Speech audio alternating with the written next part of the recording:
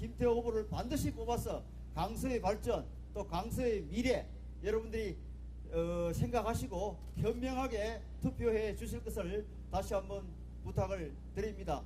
그리고 지금 화곡동도 우리 김태호 후보가 마곡처럼 정말로 비전이 있고 미래가 있는 그런 새로운 도시로 확 탈바꿈시키겠다는 게 우리 김태호 후보의 생각입니다. 전국 1위의 무화주택 강서구 김태호를 만약에 이번에 다시 구청장으로 세워주신다면 더 크고 더 넓게 모아타운 끌어와서 여러분들의 오래된 빌라와 주택을 아파트로 바꾸어 놓겠습니다. 집권 여당의 힘있는 후보 김태호가 행정지원 모두 끌어와서 여러분들의 오래된 주택을 쾌적한 환경으로 만들어 놓겠습니다. 우리 진교훈 후보가 누구보다 서민의 아들, 강서에서 살았던 분이기 때문에 강서구 서민들, 강서구민들의 애환과 원하는 것을 잘 압니다. 이 선거는 구청장 선거 맞지만 단순히 구청장 선거가 아니라 1년 5개월 윤석열 정부의 오만과 독선, 무능과 무책임에 대한 확실한 심판입니다, 여러분. 제가 경찰청에 근무할 때 방탄복을 입긴 했는데 벗은 지 오래됐습니다. 라고 하면서 제가 이런 말을 했습니다. 이재명 대표를 지키고 방탄한 분들은 바로 국민의 민심이다. 이렇게 말씀드렸는데 여러분 동의하십니까? 끄내기처럼 왔다 가는 사람을 원하십니까? 강서에서 19년 동안 살면서 여러분의 다정한 이웃이고 그리고 동네 사람인 저 진교훈을 원하십니까? 네, 정치권 현안 짚어보겠습니다. 정우김 전 새누리당 의원, 조상우 민주당 법률위원회 부위원장, 배종찬 인사이트 K소장, 이은영 휴먼앤데이터 소장 나오셨습니다. 어서 오십시오. 안녕하십니까? 네. 어제 마감된 강서구청장 보궐선거의 사전투표율 22.64%로 집계됐습니다. 직전 4.5 재보궐선거, 지난해 6월 1일 지방선거, 강서구 사전투표율이 역대 최고치를 기록했다 이런 얘기가 나왔는데 높은 사전투표율이 의미하는 바는 무엇인지 네 분께 제가 패널 미리 말씀드렸죠. 좀 준비되셨습니까? 네, 배 소장님. 네, 높은 관심도라고 봐야 되겠죠. 이른바 강서구청장 보궐선거가 지역선거가 아니라 전국선거다.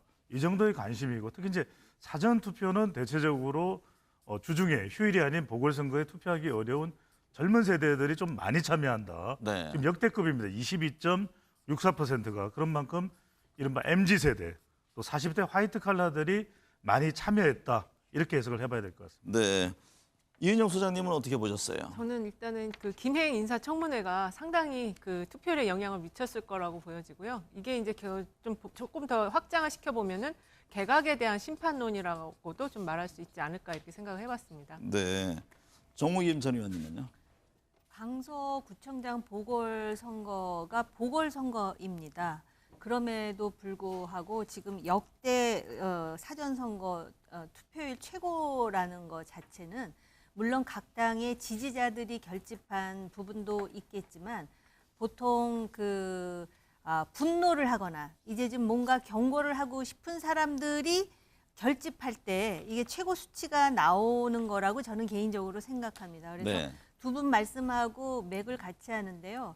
그런 차원에서 지금 오히려 지방선거 사전 선거보다도 투표율이 높아진 거 아닌가 이런 네. 우려를 합니다. 조상우 위원장님은 어떻게 분석하셨어요? 예, 저도 지금 여러 패널 분들과 동일한 의견인데요. 이게 사실은 그냥 일개 한 구청장 지방 선거의 보궐선거임에도 불구하고 이 선거를 사실상 전국 선거로 끌어올린 건 윤석열 대통령 본인이세요. 본인이 이미 자격 없는 후보자를 다시 또 사면해주고 그 자리에 재공천하는 굉장히 비상식적인 일이 벌어졌기 때문에 네. 그 일에 대한 강서 구민들 그리고 그 주변을 둘러싸고 있는 그 강서 구민에 영향을 미치는 많은 전국에 있는 국민들이 이 정부에게 확실하고 분명한 신호를 줘야겠다. 그 부분에 대해서 분노의 표심이 작용한 것이라고 보고 있습니다. 네, 제가 또 여론조사 전문가분께는 이 질문을 드리겠습니다. 최종 투표율이 어느 정도 되느냐에 따라서 여야 승리 전망을 하던데요. 배 소장님, 네. 여야에게 유리한 투표율 그 기준은 어떻게 보고 있습니까? 근데 이제 최종 투표율에 대한 해석이 좀 달라질 것 같아요. 왜 그러냐면 지금 홍익표 원내대표가 더불어민주당에서 방금 전에 출연하셨는데 45% 내외가 될 것으로 당에서 전망을 하고 있다 그런 이야기를 했는데 이 정도 사전투표율이면 40%를 웃돌 것 같아요. 그러면 이제 중요해지는 것은 본 투표일 날 주로 이제 60대나 70대 이상 대체로 이제 국민의힘 지지 성향이 강한 유권자들이 투표한다 생각하면 실제 이제 본 투표일에 연령대가 중요할 것 같아요. 네. 그러니까 이제 뭐 40% 이상이니까 민주당이 유리할 거다. 40% 미만이면은 뭐 국민의힘에 유리할 거다. 그런 이야기를 좀 하기 어려워졌어요. 네. 그러니까 이제 본 투표일 날 연령대가 어떨지 이 부분을 좀 집중적으로 봐야 될 것 같습니다. 배 주장님께는 제가 기회를 한 번 더 드려야 될 것 같은데 투표율 지난번에 좀 낮아질 것 같다, 뭐 높을 것 같지는 않다 그런 말씀을 하셨는데 변화가 있었습니다. 그게 네. 방금 전에 이제 이은영 소장이 지적한 대로 인사청문회였죠. 이 개각 네. 특히 이제 김행 후보자 관련된 그래도 부분들이 결론은 이제 몇 퍼센트 될 것 같습니까?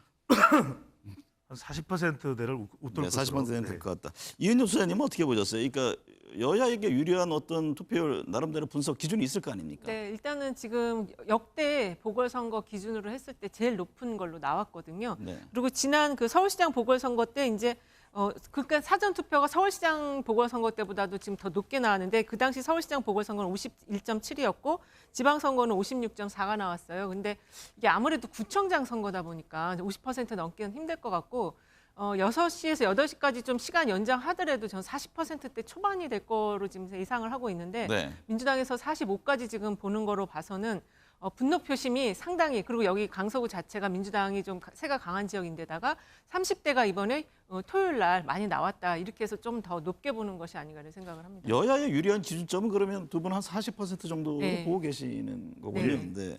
정우김 의원님, 국민의힘 역시 지금 높은 투표율에 대해서 이게 지지층 결집이다 이런 해석을 하던데요.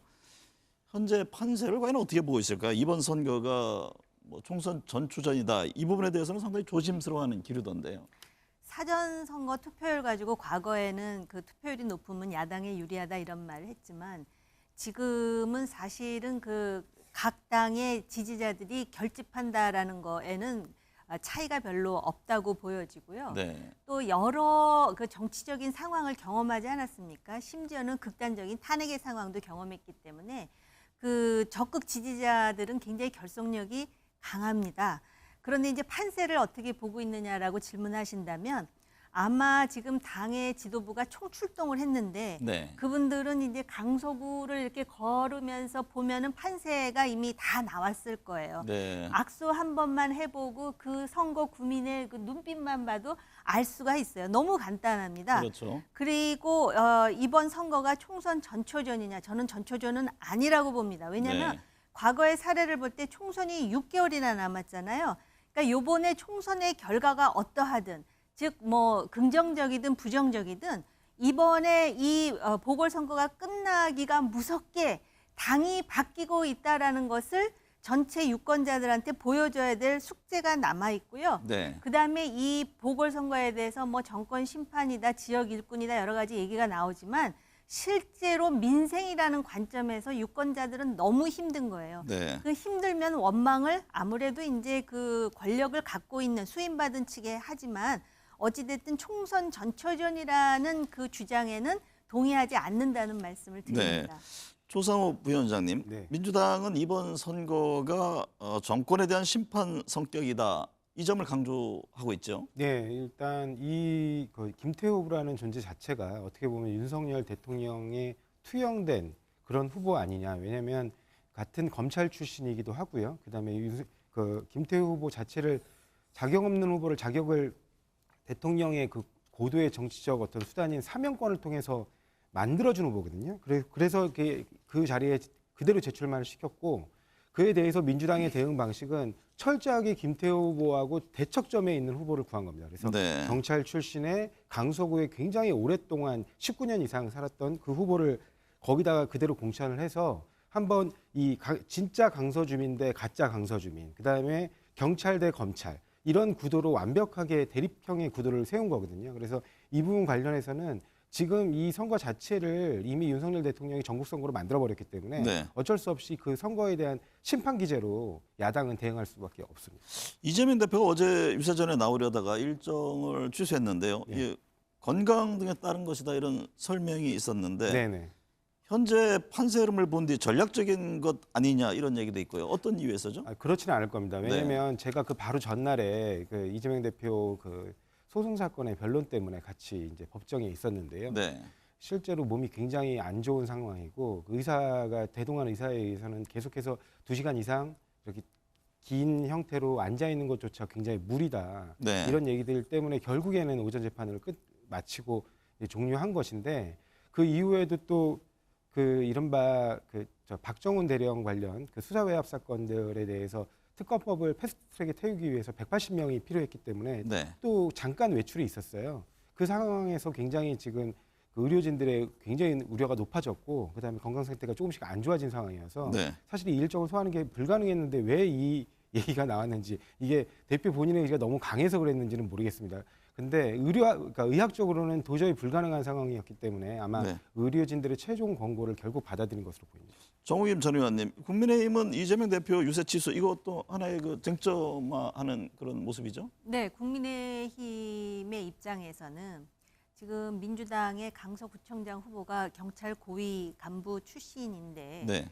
지금 바로 며칠 전에도 그 대장동 위례 성남 FC 사건으로 재판을 받지 않았습니까? 그 외에도 다양한 재판 리스크가 있는 당 대표가 같이 서 있으면서 투샷을 보여주는 자체가 유권자들에게 굉장히 부정적인 인식을 각인시킬 것이다. 이런 시각으로 보는 것 같은데요. 제 생각으로는 조금 전에도 이야기가 나왔지만 최상병 관련 패스트트랙 그 특검 네. 거기 표결에도 응했고 또 재판에도 참여하지 않았습니까?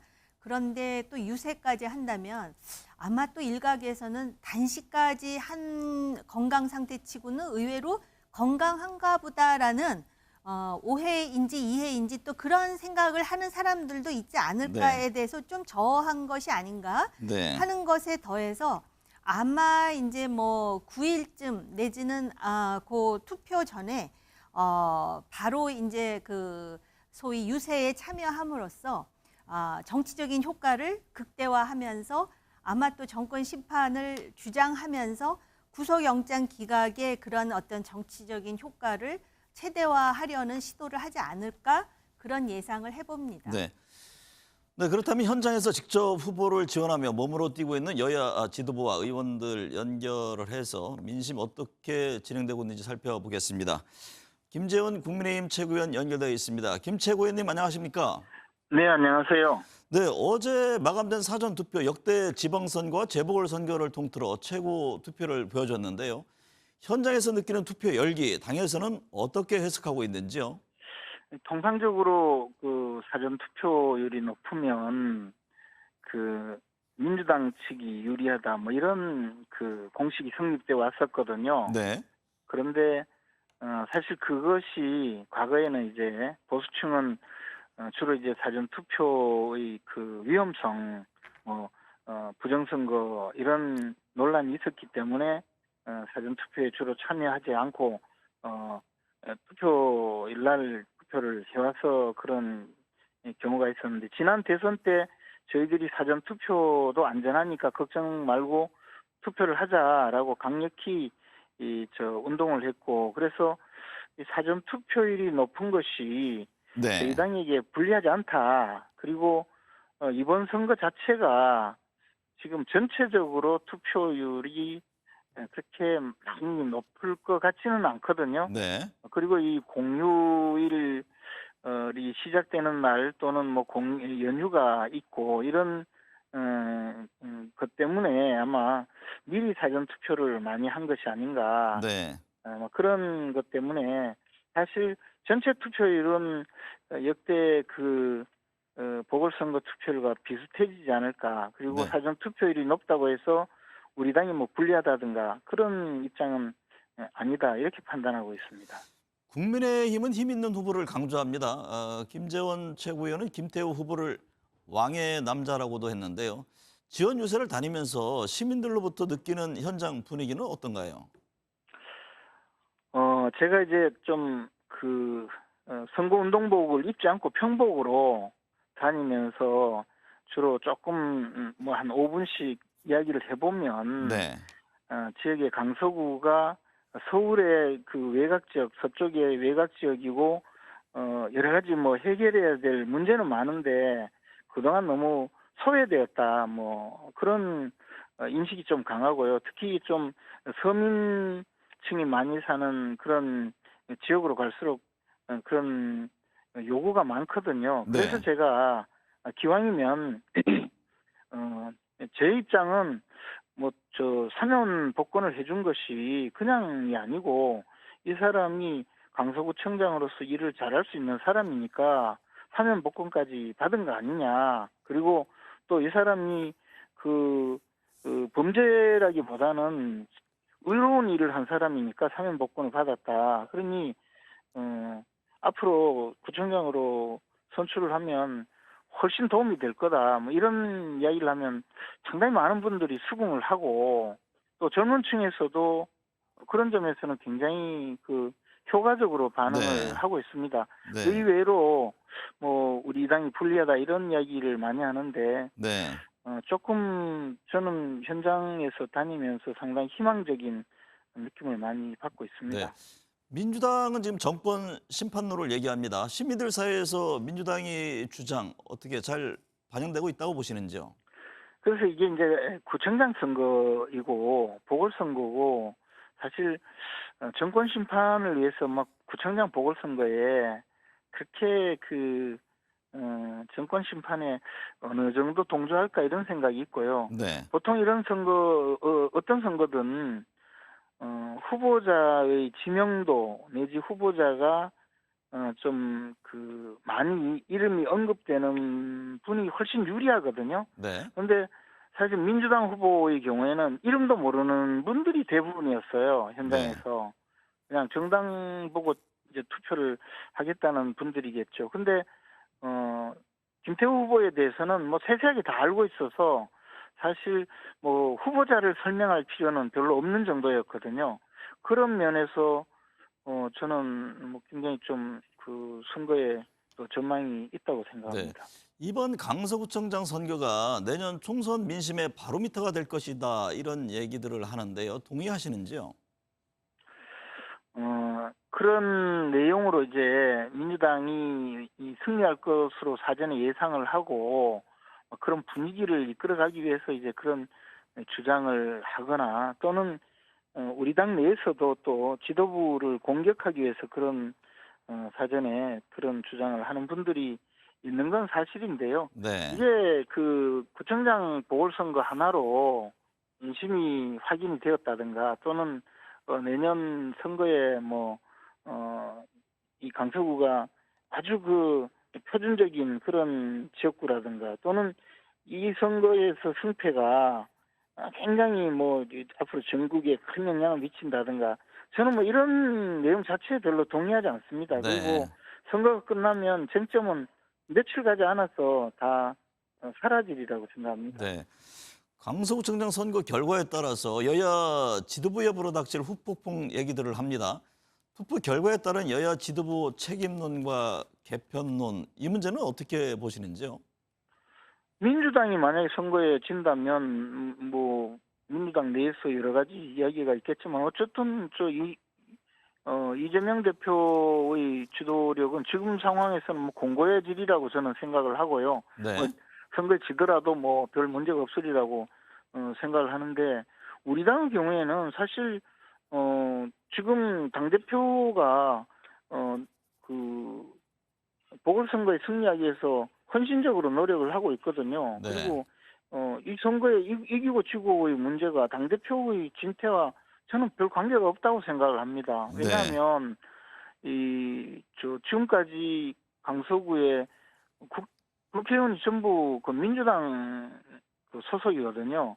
그 불리한 상황에서 보궐선거가 이루어지고 있고 또 어찌됐든 여러 가지 지표가 좋지 않은 상황에서 지금 선전하고 있는 이런 상황이기 때문에 이것을 가지고 뭐 지도부 진퇴라든가 지도부 책임론이 과연 어느 정도 불거지겠는가 저는 뭐 그런 부분에 대해서도 이 언론이나 또는 정치적인 그 주장을 하는 분 또는 네. 뭐 일부 이제 현 지도부를 비난하고 반대편에 서서 지도부를 공격하려는 뭐 그런 분들의 주장에 불과하지 저는 그럴 가능성도 크지 않다고 봅니다. 그리고 우리는 또 여당이기 때문에 네. 대통령의 그 역할도 크기 때문에 대통령 입장에서도 뭐 현 지도부에 대해서 어떤 비판적인 그런 입장이 아니라고 저는 느끼고 있기 때문에 네네. 그렇게 저 지도부의 양당 모두 지도부에 영향은 없을 거라고 생각합니다. 네, 김재원 최고위원님 오늘 말씀 감사합니다. 네, 고맙습니다. 네, 이어서 민주당 진성준 의원 연결해 현장 분위기 등 살펴보겠습니다. 진 의원님 안녕하십니까? 네, 안녕하세요. 진성준입니다. 네, 여기 지역구이시기도 한데 지연 유세하시느라 정신 없으실 것 같아요. 예, 정신없이 뛰어다니고 있습니다. 네, 어제 마감된 서울 강서구청장 사전투표 22.64%로 역대 최고치를 기록했는데요. 네. 현장에서 느끼는 투표의 열기 어떻게 해석하고 있습니까? 예, 뭐 전국에서 유일하게 치러지는 보궐선거이고 또 내년 총선을 6개월 앞둔 시점에 벌어지는 보궐선거라서 뭐 전초전이 아니냐라고 하는 정치적 의미가 있기 때문에 네. 관심이 많이 높은 것으로 보여요. 그래서 투표율이 과거의 재보궐선거보다는 좀 높지 않겠는가 이렇게 예상하고 있었습니다. 네. 네, 그런 예상과 맞게 사전투표율이 높아서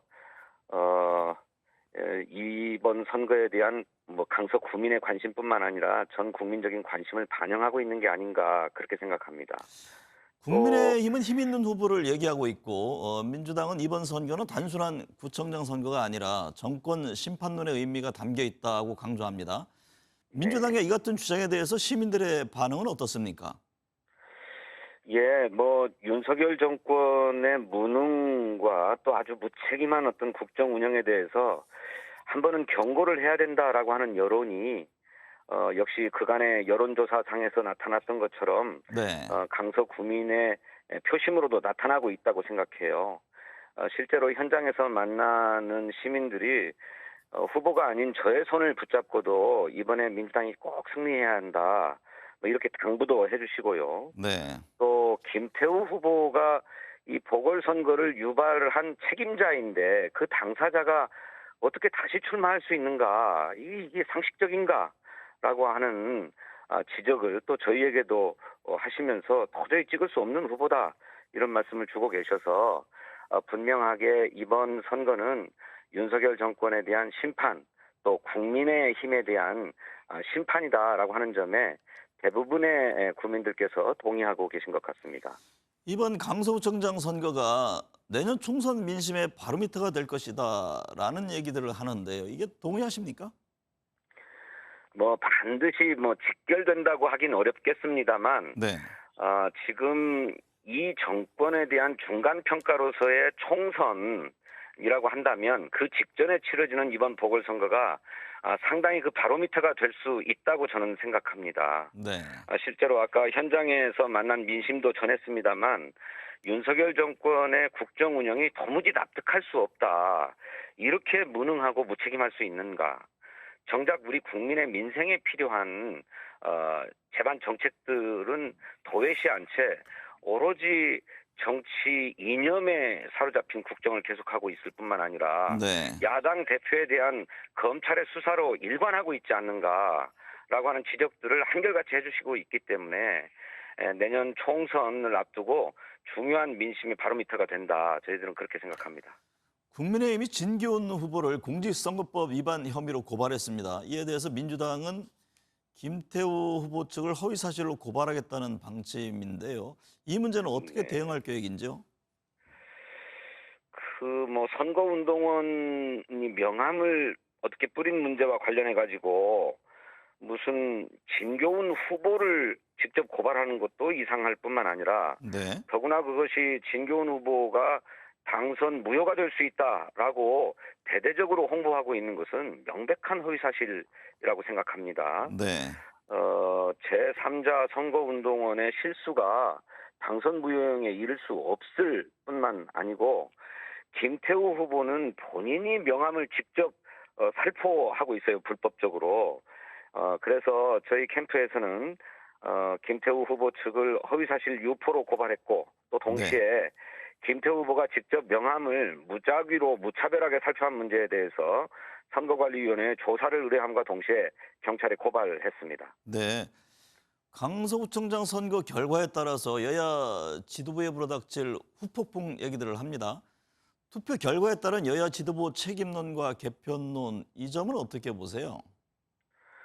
예, 이 정치적 의미가 대단히 중요한 선거입니다. 네. 아까도 말씀드렸습니다만 전국에서 유일한 보궐선거이고 또 내년 총선의 바로미터가 되는 전초전이라고 하는 점에서 이번 선거의 책임을 여야 어느 정당이든 지도부가 지지 않을 수 없는 선거가 될 것이다, 이렇게 생각합니다. 네. 더구나 국민의힘의 측면에서 보면 국민의힘은 당초에 이번 보궐선거 발생에 귀책 사유가 있기 때문에 공천하지 않아야 된다라고 하는 의견이 지배적이었던 것으로 알고 있고 당 지도부도 그런 생각이었던 것으로 압니다.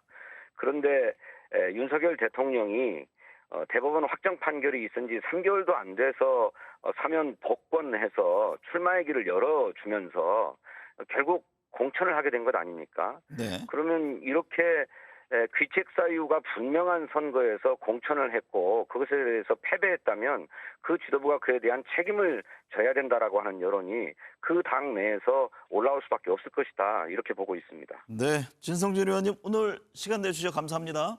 네, 감사합니다. 네, 좌담 이어가 보도록 하겠습니다. 총선 얘기를 해볼 텐데요.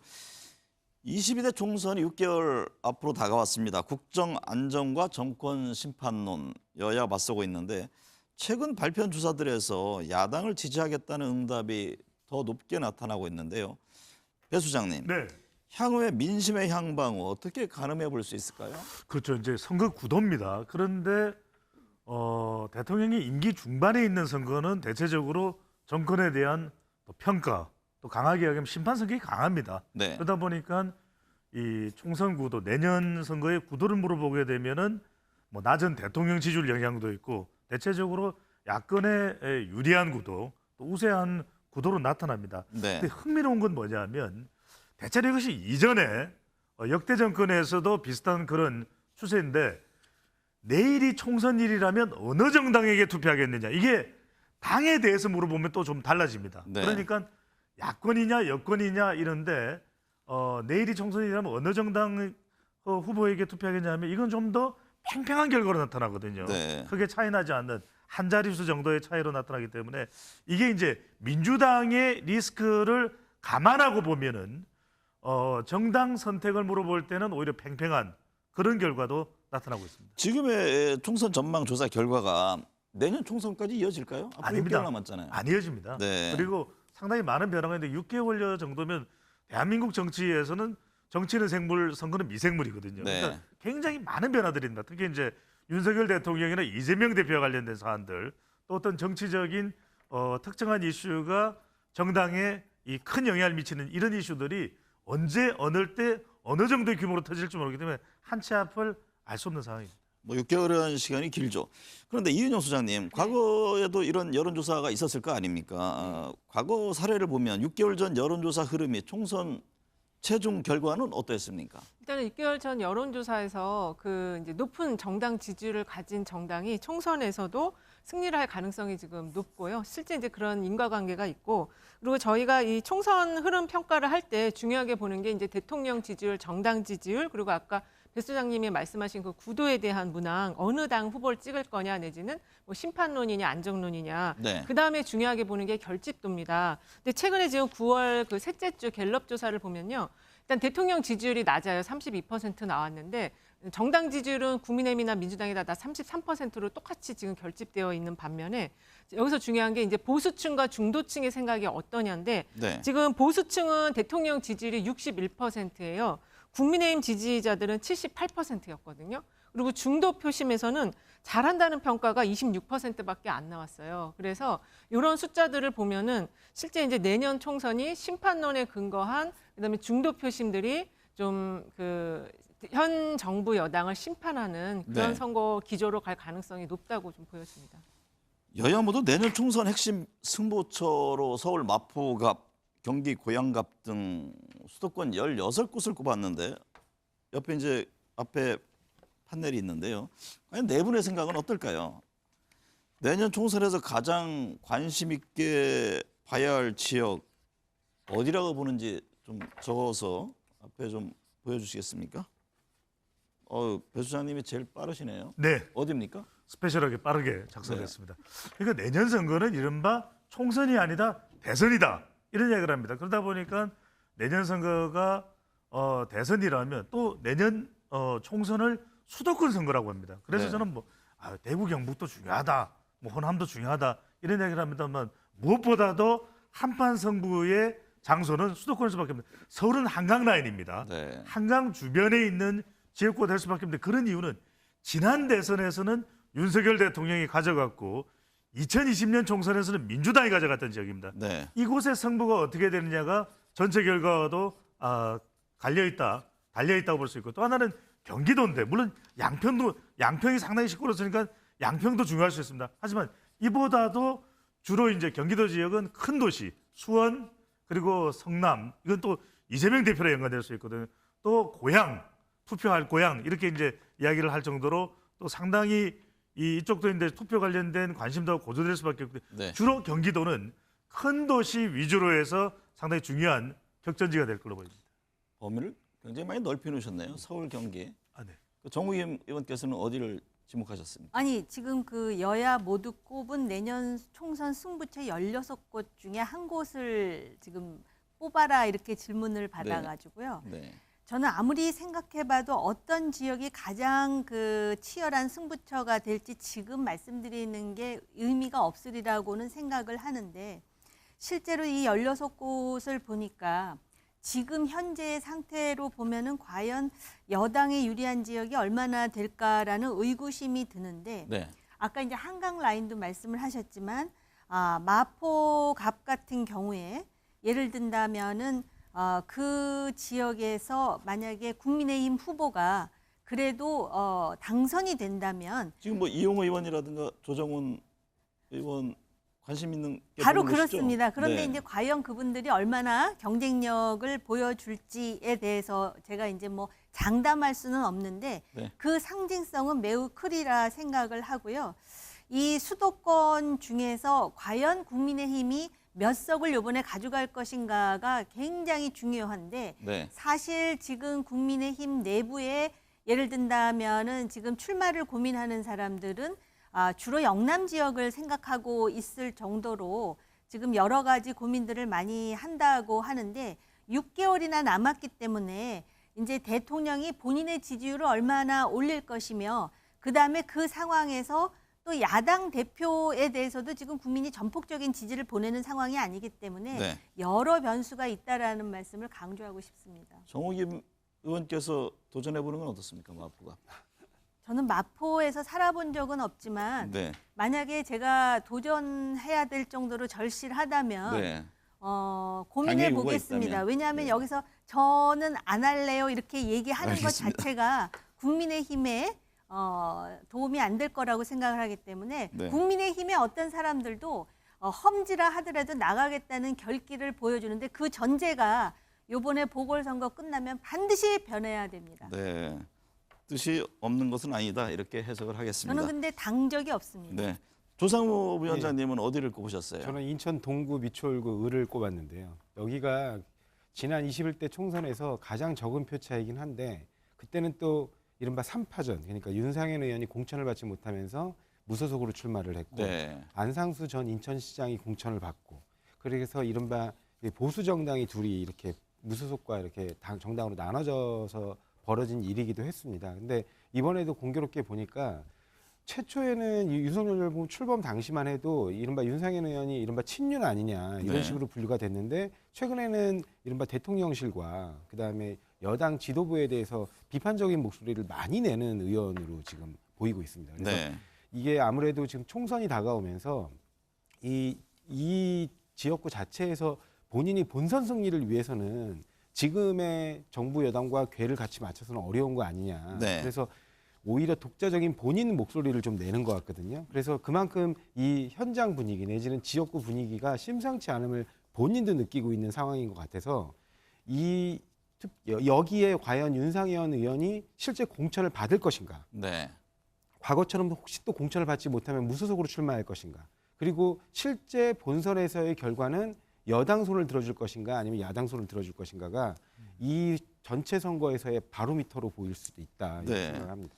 이은영 소장님은 어디를 꼽으셨습니까? 저도 지금 한강벨트로 이제 꼽았습니다. 근데 이제 한강벨트가 중요한 게 저는 부동산 시각으로 한강벨트를 꼽았거든요. 여기가 네. 이제 그 전에 총선 2020년 총선 대비하면은 집값이 많이 올랐어요. 그래서 30대의 표심이 이번에 굉장히 중요할 텐데 그래서 한강벨트에 있는 마용성 지역과 그다음에 서대문 갑 지역, 서대문 갑 같은 경우는 지금 이제 그 민주당의 우상호 의원이 불출마 선언을 한 지역인데 이런 지역들이 민주당 후보들이 거의 뭐 6명에서 한 10명까지도 이렇게 있더라고요. 그래서 민주당이 좀 텃밭인 지역이면서 한강벨트에 있으면 저는 이번에 좀 관심 지역이 될 것 같습니다. 정무김 전 의원님, 그 유승민 전 의원, 이준석 전 대표 움직임이 있고 또 친박계 티켓 신당 무소속 출마 이런 얘기들이 막 흘러나오잖아요.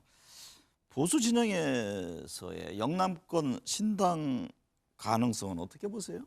없다고 봐고요. 네. 그리고 없어야 된다고 생각을 하고요. 하태경 의원이 지금 그 수도권 출마 선언을 하지 않았습니까? 네. 어디든지 나갈 수 있다라는 입장을 밝히고 있는 것으로 봐서는 지금 당 자체는 소위 그 대통령과 그 대통령 측근 그룹을 중심으로 해가지고 지금 결집되어 있는 것 아니냐라는 해석이 가능할 것 같고요. 그다음에 영남권이라는 곳이 사실 국민의힘에서는 텃밭 중에 텃밭인데 아마도 이제 그 당을 쇄신하기 위해서는 소위 뭐 피를 수혈한다든지 아니면은 물갈이가 돼야 되거든요. 그러면 기존에 있던 사람들이 신당을 창당하는 거 아니냐 그러는데 실제로 그렇게 해서 신당을 창당한다 그래서 당선된 가능성도 그렇게 높지 않고요. 과거에 네. 또 신당 창당을 해서 풍찬노숙한 경험들도 있고 그렇기 때문에 영남권을 중심으로 한 신당 가능성은 그렇게 높을 것 같지 않다라는 개인 생각입니다. 네.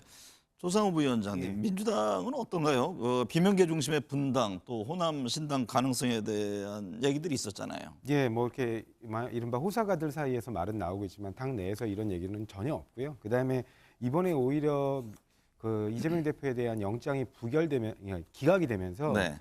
오히려 지금 이재명 대표 중심으로 한 리더십이 확고하게 선 상태입니다. 그리고 지금 뭐 이렇게 분당이 되려면 사실은 리더가 있어야 되는데 리더가 지금 딱히 보이지 않는 상황이거든요. 네. 지금 오히려 이른바 제3지대에서 활동한다고 하는 금태섭 의원이 지금 주축이 돼서 만들고 있다는 새로운 선택에서도 이번에 강서구청장의 후보를 원래는 낸다 그랬습니다. 네. 근데 결국에는 못 내잖아요. 이렇게 구심점이 없는 경우에는 사람들을 모으기가 쉽지 않고 모아지지도 않습니다. 그렇기 때문에 그 상황에서 신당을 만들기는 어려운 것으로 보입니다. 네. 이은영 수사님은 어떻게 보세요? 신당 창당 가능성, 뭐 지금 말씀하신 분은 낮게 봤는데 네. 여론의 향방은 어떻게 나오고 있나요? 일단은 그 8월 6일하고 7일에 뉴시스가 국민리서치에 의뢰해서 실시한 자료를 보면은 제3지대 신당 창당에 대해서 지지하지 않겠다가 59.2% 나왔고요. 지금 좀 전에 자료 화면으로 보신 자료에서 민주당의 분당에 대해서 이제 55% 정도가 나온 거는 국민의힘의 분당에 대해서 물어봐도 똑같은 숫자로 나올 겁니다. 네. 그래서 지금 전체적으로 새로운 당이 창당하는 거에 대해서 국민 여론이 좋지 않은 거는 학습 효과가 좀 쌓여 있는 것 같아요. 우리나라에서 제3당이 이렇게 좀 잘 나간 적이 별로 없었고 그나마 잘 나갔던 게 좀 성공적이었던 게 2016년에 안철수 신당이었는데 안철수 후보가 그 이후에 보인 행보가 굉장히 좀 실망스러웠거든요. 그래서 네. 신당과 뭐 제3지대 신당이든 신당 창당에 대해서는 좀 차가운 여론일 것 같습니다. 배종찬 수사님, 예. 금태섭 새로운 선택 대표가 내년 총선에서 국민의힘 민주당 바깥에서 30석을 만들 보관이 있다 이렇게 얘기를 했잖아요. 예. 제3지대가 과연 성공할 것인지 아니면 찻잔 속에 태풍이 될 것인지 어떻게 보세요? 뭐 지금 상태로서는 찻잔 속 태풍입니다. 네. 내년 총선은 이제 양강구도로 전개가 될 가능성이 다분하다고 봐야 될 것 같고요. 근데 지금 이제 무당층 비율이 높은 거는 그러면 이 무당층 지지하는 정당이 없다인데 이들은 제3지대 또 신당을 선택하지 않겠느냐 이렇게 보시는데 그게 아니라 이 무당층들은 말 그대로 정치 혐오를 하는 것이지 또 다른 선택지를 선택하겠다 이게 아닌 것이거든요. 앞서 이제 조상호 부위원장께서도 말씀을 해주셨듯이 결국 뭔가 스페셜해야 됩니다.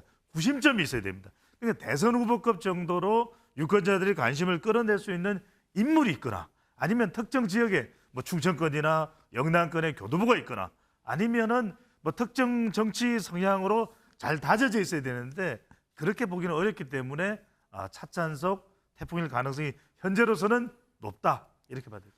정우김 전 의원님, 윤석열 대통령의 멘토로 불렸던 심평 변호사가 윤 대통령의 신당 창당 가능성에 대해서 언급을 하고 있잖아요. 근거가 있는 얘기입니까? 그런데 지금 국민의힘이 과연 윤석열 대통령이 신당 창당을 해야 될 정도로 지금 그 당 자체가 지금 윤석열 대통령 중심으로 지금 결집되어 있다라고 거의 대다수가 인식하고 있는 상황 아니겠습니까? 네. 단지 총선에서 그래도 대통령이 신뢰하는 사람들이 당선을 하는 것이 대통령의 국정 운영에 유익하지 않겠느냐라는 인식이 자리 잡은 이유는 과거에 그 이명박 전 대통령의 경우에 그 말기에 박근혜 비대위원장에 의해서 공천이 됐는데 실제로 임기 말에 대통령에 대해서 별로 당이 협조를 하지 않았다는 인식에 더해서 문재인 전 대통령의 경우는 자기의 그 청와대 측근이라든지 참모들이 다수 국회에 입성함으로써 끝까지 든든하게 지지를 버팀목이 되었다라는 그 인식 때문에 지금 용산의 그 참모들의 다수가 지금 이제 뭐 공천을 받아서 국회로 나가겠다라는 입장을 갖고 있는 것 같은데요. 네. 그런 차원에서 보면 굳이 지금 신당 창당에 대해서 언급해야 될 정도로 지금 필요성을 인식하고 있다라고는 생각하지 않고 그리고 이 심평 변호사가 바로 엊그제인가요? 쓴소리도 했습니다. 김행 후보자와 관련해서 지금처럼 해서는 안 된다라는 이야기인데요. 실제로 그 오히려 지금 그 국민의힘은 보궐선거가 끝난 다음에 그게 승리든 실패든 간에 오히려 대통령은 외견상이라도 당무와 관련해서 좀 거리를 두는 입장 그리고 자율적으로 다양성을 가지는 사람들이 많이 참여하는 그런 식의 당의 모습을 지금 보여주는 것이 오히려 신당 창당 그런 운운보다 더 중요하지 않을까 이런 생각을 합니다. 조상호 부위원장님, 네. 선거 때 되면 뭐 여야 모두에게 해당되는 사항입니다만 네. 최근 민주당에서 다선 의원 물갈이론 얘기가 들립니다. 네.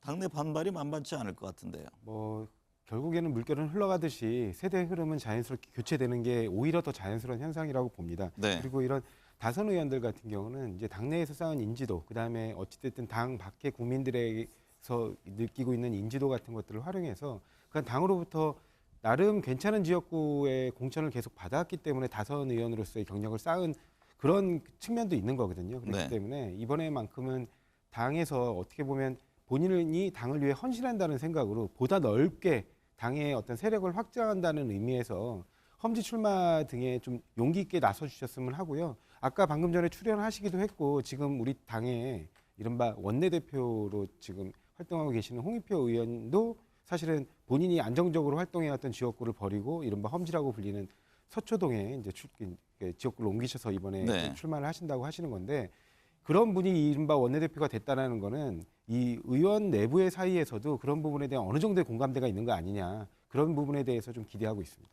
이은영 소장님, 네. 하태경 국민의힘 의원이 내년 총선에서 서울 출마를 선언했습니다. 부산이 지역구인데 네. 이른바 영남권 다선 의원들이 긴장할 수밖에 없을 것 같아요. 그러니까 이제 저기에 지금 선언한 배경이 저 자리에 누가 이제 온다 그런 이야기가 있어서 미리 피한다 이런 얘기가 있는 것 같아요. 그리고 네. 지금 서울에서 어디에 출마하느냐 이제 마포가 얘기 많이 하시더라고요. 정청래 의원 지역을 얘기 많이 하는데 아마 이제 그거는 좀 인지도가 그 국민의힘 의원님들 중에서는 가장 인지도가 높은 상황이고 그나마 서울에 와서 이런 상황에서는 지더라도 명분이 생기거든요. 그 다음 지선이나 또 대선에서 자기의 어떤 역할을 충분히 할 수 있기 때문에 좀 선제적인 어떤 움직임 이렇게 저는 좀 생각을 하고 있습니다. 네. 이재명 대표 조만간 국회 복귀할 예정이라고 하는데 조상우 위원장님, 예. 국회 체포동의안 찬성 당내 가결파 의원들에 대해서 네. 어떤 입장을 내놓을지 이게 관심이 있는데 예. 가닥이 잡혔을까요? 아니 일단은 그 영장이 기각된 이후에 최초로 던진 메시지 자체는 네. 이른바 화합과 민생이에요. 그렇기 네. 때문에 그 당내에서 어떤 이렇게 논란이 있거나 분란이 있었던 부분에 대해서 이재명 대표 본인이 이 부분에 대해서 뭐 책임을 묻는다거나 뭐 그 부분에 대해서 이제 정리하고 가자거나 이런 일각에서 나오는 얘기들은 오히려 약간 수그러들 것으로 보입니다. 그래서 네. 지금 민생 문제도 민생 문제고 그다음에 윤석열 정권이 독주하고 있는 여러 가지 문제들에 대해서 야당으로서 해야 될 역할들이 아직도 굉장히 많이 남아 있습니다. 그래서 네.